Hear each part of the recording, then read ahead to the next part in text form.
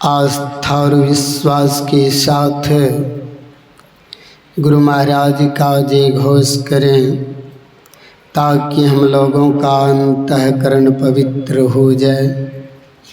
बोलिए प्रेम से श्री सद्गुरु श्री सद्गुरु महाराज की जय।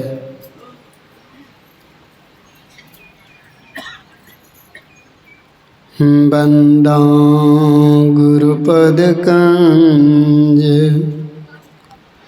कृपा सिंधु नररूप हरि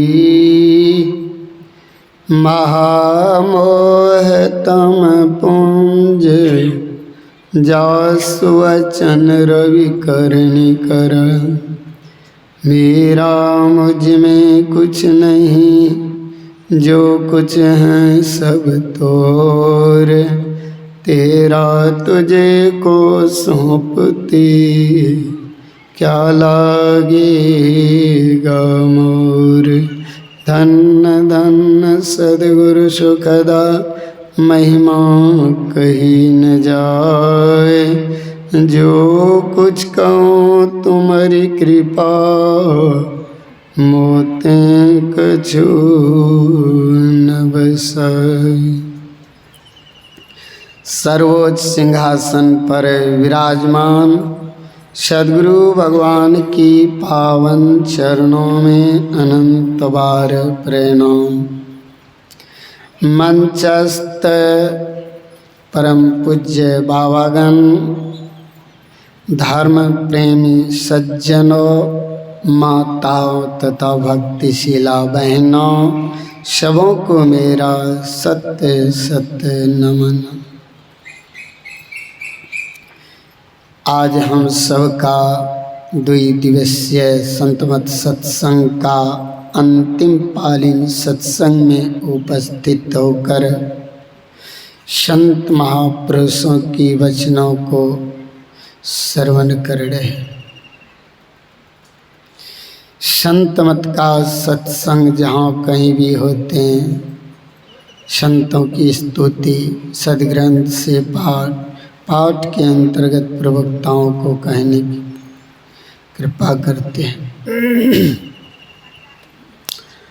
अभी हम लोग रामचरितमानस तृतीय सोपान अरण्य कांड से नवधा भक्ति के संबंध में सुन रहे थे। प्रश्न है, नवधा भक्ति मतलब 9 प्रकार की भक्ति किसने किया है? भगवान श्री राम ने माता सबरी को माध्यम बनाकर हम सब मनुष्य शरीरधारियों को यह ज्ञान दिया है। सबसे पहले जानना होगा भक्ति कहते हैं किसको? भक्ति किसे कहते हैं? जो भक्ति मुझे भोग से त्राण दिला दे उसे भक्ति कहते हैं। भक्ति का अर्थ सेवा होता है। सेवा का अर्थ है आज्ञा समन सुसाहिब सेवा। आज्ञा का पालन ही सेवा है। शरीर सेवा से विशेष आज्ञा पालन सेवा है। आज्ञा के संबंध में दादू दयाल जी महाराज कहते हैं, गुरु आज्ञा माने नहीं मुए लगावे दोष। गुरु की आज्ञा तो भक्त मानते नहीं, पर दोष परमात्मा को ही ठहराते हैं। हमें यह परमात्मा ने कर दिया। परमात्मा किसी को कुछ करते ही नहीं, तब करते कौन है? स्वयं को करता है और स्वयं को भोगता भी है। स्वयं हम करते हैं और स्वयं हम भोगते भी हैं। इसीलिए कर्म बड़ा प्रधान है। कर्म प्रधान विश्व करी राखा, जो जस करें तस फल चाखा। कर्म मनुष्य शरीर से होता है। इसीलिए भगवान श्री राम ने आज भगवान कहते हैं माता सबरी से, हे माता सुनो सावधान। पहले क्या किया भगवान ने?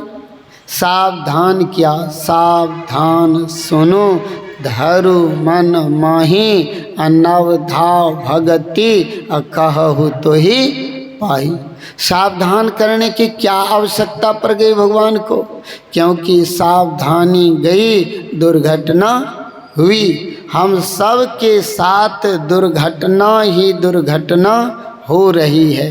इसका भास हम लोगों को नहीं हो रहा, लेकिन हमारे सिर पर काल बैठकर नित्य तांडव कर रहा है। इस काल व्याल के मुख से हम लोगों को निकलना अनिवार्य है, और निकालने की युक्ति संत और भगवंत के सिवा और कौन कर सकता है। जैसे भक्ति का दान संत और शिव के सिवा और कोई नहीं दे सकता। इसीलिए हमारे गुरु महाराज पदावली में लिखते हैं, मोहि दे दो भक्ति दान, सद्गुरु हो दाता जी। भक्ति का दान मात्र संत और शिव करते हैं, और इसलिए कहाँ से किध से आ गया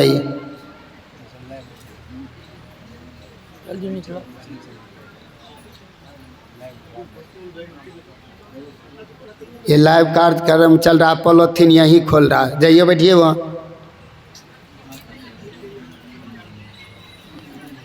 देखिए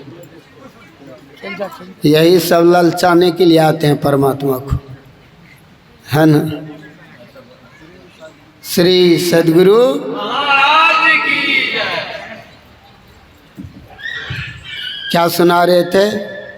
नव भक्ति का दान शिव और सद्गुरु के सिवा और कोई नहीं दे सकता।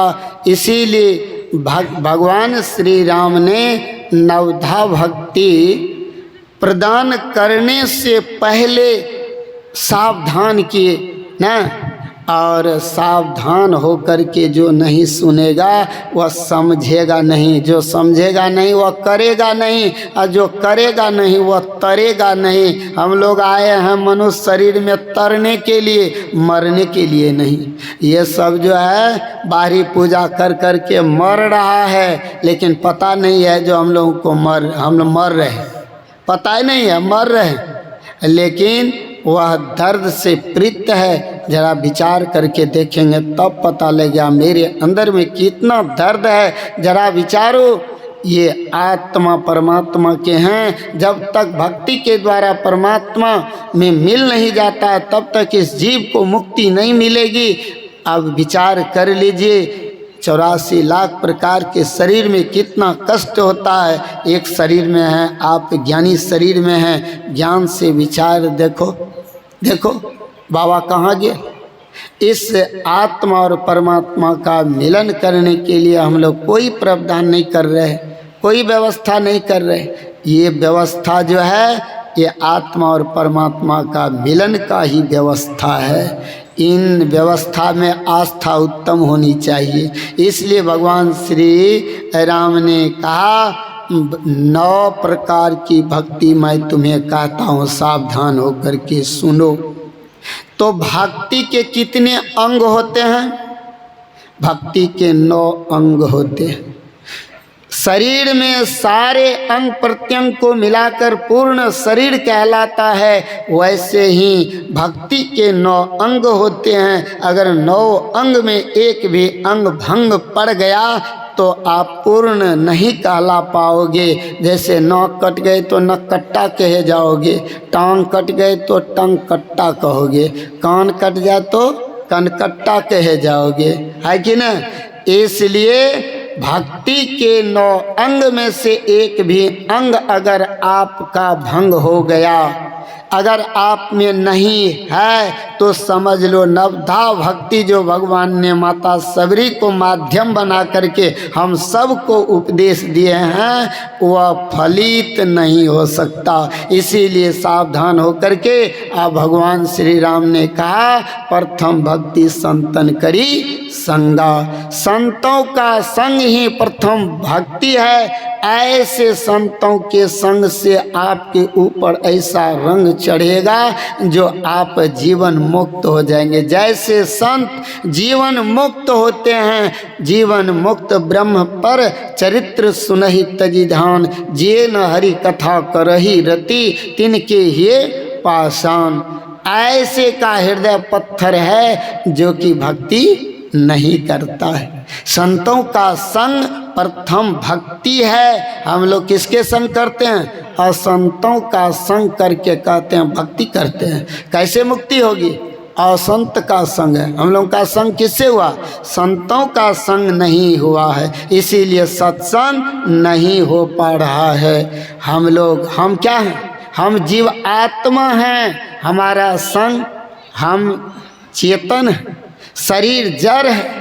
जड़ तत्व से बनाया शरीर में केवल विकार ही विकार भरा पड़ा है। 9 द्वार है, 10 द्वार है। ऐसे 9 द्वार, खुला हुआ द्वार है। ऐसे 10वें द्वार में जो प्रवेश करता है, 9 द्वार को बंद करके, वही भक्ति के द्वारा जीव मुक्त होते हैं, अर्थात मुक्ति को प्राप्त होते हैं। 9 द्वार अति ही मलिन हो ठमा, त्यागी चढ़ु 10वें द्वार सुख पाओ रे भाई। 9 द्वार को जिन्होंने बंद कर लिया, 9 द्वार में अति मलिन, अर्थात हम इंद्रियों के संग करके हमारे अंदर इतनी मलिनता आ गई है, इतनी मलिनता आ गई है जो समझ लीजिए हम लोग ऊपर कैसे उठेंगे हैं? मैल कपड़ा देखा नहीं जाता, बदबू आती है उससे, है कि नहीं? मैल कपड़ा से बदबू आती है। शरीर भी कपड़ा है, ऐसे शरीर रूपी कपड़ा में काम क्रोध आदि विकारों अगर मल पड़ा है तो वह वैसे ही परमात्मा के दरबार में आप बदबू से न बदबू दे रहे हैं जो परमात्मा आपको बैठने तक के लिए नहीं देगा। समझ गए? बैठने तक नहीं देगा। इसलिए जैसे इस कपड़े को शरीर पर यह कपड़ा चढ़ा है, इस कपड़े को आप समय समय से साफ रखते हैं, पर शरीर रूपी कपड़ा भी आत्मा पहन रखा है, क्या उनको सफाई की ज़रूरत नहीं है? क्या वे भी सफाई की ज़रूरत रखते हैं, लेकिन उन्हें तो आप गंदगी में रखते हैं, लेकिन शरीर पर जो कपड़ा है उसमें साबुन घसते रहते हैं। ये कहाँ का नियम है? हैं? कहाँ का नियम है? ऐसे संत महापुरुषों ने शरीर को तो साफ करना नहीं सीखे हैं, शरीर को सजाना नहीं सीखे हैं, क्योंकि ये सब ताल पुट भयंकर विष के समान दुखदाई होता है। पर संत महापुरुषों ने अपने को सजाया है, ऐसे सजाया जो आत्मा और परमात्मा से मिला दिया। ऐसी भक्ति करे रे दासा। संत महापुरुष कहते हैं ऐसी भक्ति अगर नहीं हुई है तो जीव आत्मा मुक्त नहीं हो सकता। इसीलिए प्रथम भक्ति संतन करे संगा। जब आप संतों का संग करेंगे तो दूसरी रति मम कथा प्रसंगा, दूसरी भक्ति उनके कथा में उनके पास बैठोगे, उनके मुखारबिंद से जो कुछ भी निकलेगा समझ लो वह वाणी कथा है। उस कथा से तुम्हारा व्यथा दूर होगा। व्यथा का अर्थ यहाँ दुख से है, और कैसा दुख? आवागमन का दुख। संत महापुरुषों की वाणी का अगर आप अवलोकन करते हैं तो जन्म और मृत्यु के दुख से आप मुक्त हो जाएंगे। इसलिए दूसरी रति मम कथा प्रसंगा, ऐसे कथा को सुनने के लिए कहा। गुरुपद पंकज सेवा, तीसरी भक्ति अमान, चौथी भक्ति मम गुणगन करई कपट तजी गान। मन में कोई छल प्रपंच नहीं होना चाहिए, तब होगा, वैसे नहीं। इसलिए कहते हैं मंत्र जाप मम दृढ़ विश्वासा, पंचम भजन सो वेद प्रकाशा। पांचवी भक्ति वह है वेद में प्रसिद्ध है जो कि मंत्र जाप है। जो संत सदगुरु की शरण में जाते हैं, युक्ति बतलाते हैं मंत्र जाप जपने के लिए, तो वह जप को कैसे जपेंगे जो आपका कल्याण होगा, यही युक्ति कला भेद हम सबको बताए हैं। जप करने के समय में हम लोगों की दृष्टि सामने होनी चाहिए। सामने का तात्पर्य क्या है? हम लोगों का दृष्टि में जो मन की वृत्ति होती है, मन जहाँ जाती है वहाँ दृष्टि भी जाता है, दृष्टि जहाँ जाती है वहीं मन भी जाता है। मन और दृष्टि में इतना तालमेल है जो जहाँ जहाँ वे जाएंगे वहाँ वहाँ वे भी जाएंगे। इसलिए दृष्टि की संभाल में मन की संभाल होती है और मन की संभाल में दृष्टि की संभाल होती है। इसलिए जप के समय में हम लोगों को परम प्रभु परमात्मा की जो रूप है स्थूल शरीर, एक रूप और एक नाम का जो हम लोग अवलंब लेते हैं, वह परमपिता परमात्मा के दीक्षा के समय में बतलाया जाता है। जो परमात्मा के दो रूप में से वह दो भों के बीच में अपनी दृष्टि को एकाग्र करने से संपूर्ण हमारे जीवन का अंधकार जो है, अज्ञानता है, सब नष्ट हो जाता है। ऐसे नष्ट हो जाते हैं जैसे कि अगर अग्नि पहाड़ में भी लग जाए तो जला के राख कर देता है, वैसे ही अगर ऐसा ध्यान किया जाए परमात्मा का, तो कहते हैं पहाड़ के समान भी अगर आपके पास पाप कर्म है, वे सारे जला करके राख कर देने की ताकत ऐसे परम प्रभु परमात्मा के उस रूप में है। ऐसे रूप का ध्यान करने के लिए संत सदगुरु युक्ति बतलाते हैं। जो ध्यान के समय में मन को जप से एक बार हटना नहीं चाहिए, जाप रहे कि आप रहे, ऐसी स्थिति साधकों को बैठकर कर लेना चाहिए, तभी आपका भी कल्याण होगा। अगर ऐसा नहीं करते हैं तो बड़ी हानि होगी, समय आपका समाप्त हो जाएगा, चला जाएगा, कुछ मिलेगा नहीं। इसलिए समय को पाने के लिए समय को आप बेफायदे में न गमा करके उसका उपयोग करना चाहते हैं तो जैसा सदगुरु बतला दिए हैं वैसा ही हम लोगों को करते रहना चाहिए। मंत्र का अर्थ ही होता है जो कि मन की जो त्राण को मिटा दे उसे मंत्र कहते हैं। ऐसे मंत्र जाप होना चाहिए। इसलिए भगवान ने कहा मंत्र जाप मम दृढ़ विश्वास, विश्वास के साथ, ऐसा नहीं दृढ़ विश्वास के साथ। दृढ़ का अर्थ होता है जो आप टले नहीं, इधर उधर में नहीं, दृढ़ विश्वास के साथ जो मंत्र जाप करता है वह पांचवी भक्ति है। छठी भक्ति इंद्रियों का दमन है। छठ दम शील विरति बहु कर्मा, निरत निरंतर सज्जन धर्मा। कहा छठी भक्ति तक तो करना पड़ता है, इंद्रियों का दमन करना पड़ता है। स्वर्ग में रह करके देवता ऐसे सुख को प्राप्त करके भी इंद्रियों का दमन करना नहीं सीखा है, नहीं सीखे हैं। क्योंकि अगर वह इंद्रियों का दमन किए हुए होते तो आज गौतम नारी अहिल्या के साथ ऐसा नहीं होता। आदि आदि उदाहरणों, क्योंकि समय का अभाव है बाबा, इसलिए आज अंतिम बेला है और 4:02 हो गए हैं। छठी भक्ति इंद्रियों का दमन है और 7वीं भक्ति से तो फल ही फल है। इसलिए 8 जथा लाभ संतोषा न असपने नहीं देखई पर दोषा, दूसरों की दोष को नहीं देखना चाहिए। 7 समोही मैं जग देखा मोते संत अधिक कर लेखा, संतों को मुझसे अधिक करके मानो ही सबरी। इसलिए संत ही भगवंत का उद्देश्य बताते हैं, भगवान रहते हैं कहाँ, समझ गए। इसलिए 7वीं भक्ति से फल ही फल है। हम लोगों की फल की इच्छा छोड़कर हम सबको कर्म करते रहना चाहिए, तभी तो इस जीव का कल्याण है, अन्यथा कल्याण कैसे होगा। इसीलिए 9 भक्ति जो है यही 9 भक्ति का 9 अंग कहे जाते हैं। एक भी अंग अगर आपको छूट गया तो समझ लिए भक्ति पूरी नहीं होगी।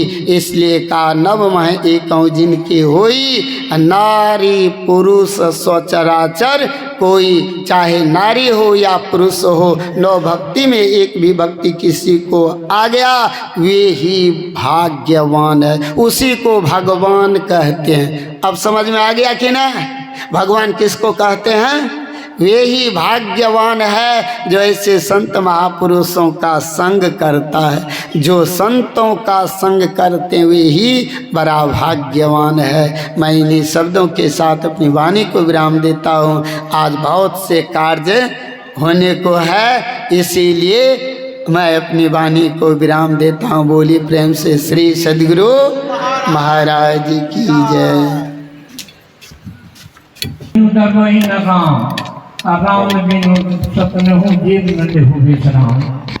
बिना विश्वास की भक्ति नहीं, अब बिना भक्ति की राम की प्राप्ति नहीं। तो भक्ति के बारे में आपने सुना 9 प्रकार की भक्ति सेवा में है, और उस सेवा को देने वाले बिरले लोग होते हैं ताकि तो उनसे नहीं रहा गया तो लिखते हैं कि जाग रहा है कौन धनुर्धर, जबकि भुवन भर सोता है। अब भोगी कुसुमा योगी सा बना दृष्टि होता है। किस व्रत में प्रति पीढ़ी निद्रा का योग त्याग किए, राजभोग के योग विपिन में बैठा आज विराज किए। कितनी बड़ी सेवाएं उन्होंने की। भक्ति के बारे में जो बताया गया 9 प्रकार की, उस भक्ति को सिद्ध कर दिया कि भोगी भोग करने का समय था, जोगी बन करके जंगल में उनकी रक्षा करता। तो मैं